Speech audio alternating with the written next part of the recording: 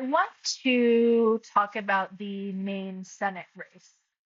But first, let me be very clear and frame this accurately. I am not from Maine. I don't pretend to speak about Maine voters, and I'm not trying to tell people in Maine who they are or what they should want. But as an American in this country, watching this race very closely, I think Maine has become one of the clearest windows into where our politics is headed.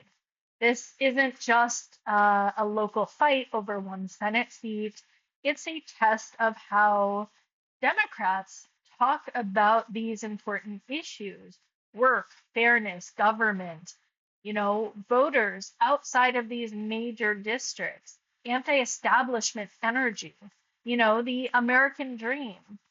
It also is a test of whether those of us who are not a part of MAGA can stop tearing each other apart long enough to win a race that would really shape the Senate, it would shape the Supreme Court, and honestly, the future of American democracy. And this is why Maine matters far beyond Maine. So, one of the things I really want to keep focus on is the current sort of revulsion against so-called establishment politicians. Now, I know we need change.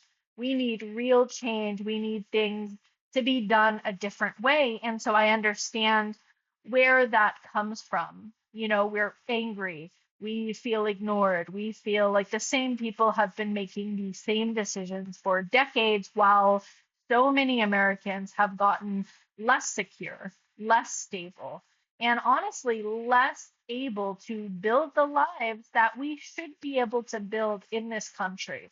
But I think we have to be careful about confusing experience with corruption, and that's what I want to focus in on.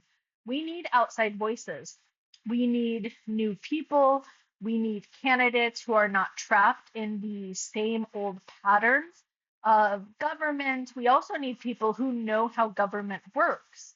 So the idea that someone having experience in town government, state government, or national government, the that idea that that means it's automatically a bad thing, I think that's a much bigger attack on experience that sort of has been manufactured over the last 20 years. And that can get really dangerous.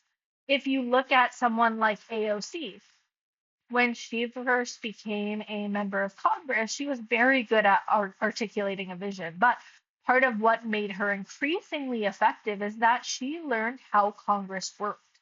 She has learned from people who have been there. She's developed the skill set of governing, and governing is a skill.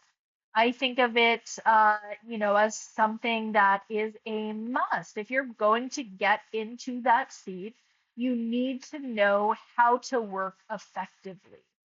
And we do need new energy, but we also need people who know what to do once we're there, whether that's in legislation or building coalitions or governing in general. And so I think when people say anti-establishment, I think we need to ask what that actually means. Does it mean someone who has never held office before? Because that's a pretty low bar. Does it mean someone is not beholden to big donors or maybe beholden to existing power structures? That right there is a much more meaningful standard. And because a candidate can be branded as an outsider while still being shaped, still being funded, and honestly still being promoted by powerful people that are outside of the state. And on the other side, a candidate can have experience and still be independent, still be courageous, still be accountable to the people. And that's the larger thing that I want to focus in on. On the Republican side, MAGA has completely taken over the party. The old Republican Party, the one that at least nominally accepted the modern state, accepted infrastructure, accepted civil rights, a basic safety net, that party is gone. And what has replaced it is a movement increasingly driven by white nationalism, by Christian nationalism, by authoritarianism, and contempt for democratic institutions. And that has left everyone else trying to figure out what comes next. For decades, the dominant economic ideology in this country has been that if we concentrate wealth in the hands of a small number of people, those people will invest it more efficiently than the government ever could. That idea has shifted America dramatically to the right. And now people are waking up to what exactly has happened. It's really hollowed out the American dream. It's hollowed out the middle class. It has undermined the institutions that have created stability since the Great Depression, since World War II. And for a long time, the Democratic Party has been fighting a defensive battle against that shift. And that's where I think we're getting it wrong. Democrats have slowed the damage, but they haven't always offered a clear, compelling alternative vision. I remember when Bernie Sanders ran in 2016. A lot of young people were drawn to him, and many older Democrats were dismissive. The response often was, why him? Why not someone younger? But the real question was, who? Who else is making that economic argument clearly? Who else was talking about the concentration of wealth, the cost of healthcare, the price of education? Who else was talking about those things directly? That's changing now. Across the country, we're seeing new people talking in new ways about what they want from government. And I think that's incredibly exciting. I love to see it. But we also need to be honest about the language being used. When people hear words like progressive or democratic socialist, these terms can often be framed as scary or extreme, but many of the policies that we're discussing as a progressive or a democratic socialist, they're not far anything. They are actually pretty center in today. In many cases, they're actually to the right of what Republicans supported in the 50s. So we're not currently seeing this crazy, explosive things being asked for. We don't even see universal child care across the board. We don't see guaranteed basic income or free college. Those are a lot of things that many other developed countries already have. Yes, some people support those ideas and they can be essential, but they're not mainstream democratic policies. What we're seeing are calls for healthcare and housing and education and fair wages, realistic things.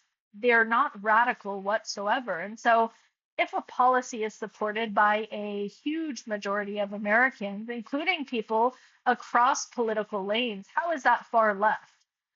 If most Americans want healthcare to be affordable and accessible, that's not fringe, it's just a mainstream concern.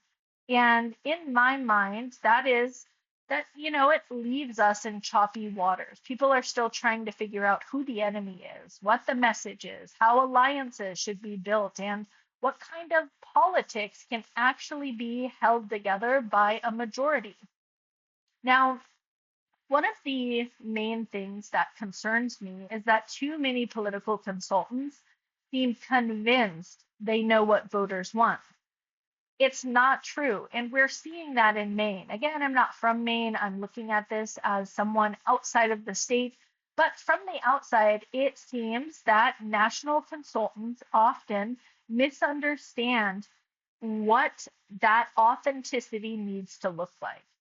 They seem to think appealing to working class voters means finding someone with the right job category, like a truck driver or a mechanic or a lobsterman or fisherman. Of course, all of those jobs matter. Work matters, class matters, economic identity matters, but authenticity is not just about what job someone has. Honestly, it's about how seriously they take their work. It's about whether they show up, whether they really put skin in the game, whether people really believe they are actually committed to doing something beyond themselves. A person can have a white collar job and still be deeply respected if they work hard, tell the truth, really serve their community. And a person can have a blue collar job and not be taken seriously if people sense they are performing an identity rather than actually living a set of values. And that distinction really matters. It matters especially in Maine because this is a Maine Senate seat. Whoever runs has to represent Maine voters, not a national fantasy of what outside consultants think Maine voters want or respect. And that is why, right now, in this moment, this needs to be front and center. This is extremely important, and we need to keep having these conversations. Continue to tune in. Please like the video, subscribe. I am trying to build a network here and really bring my perspective on what's going on in America right now. So I will see you next time.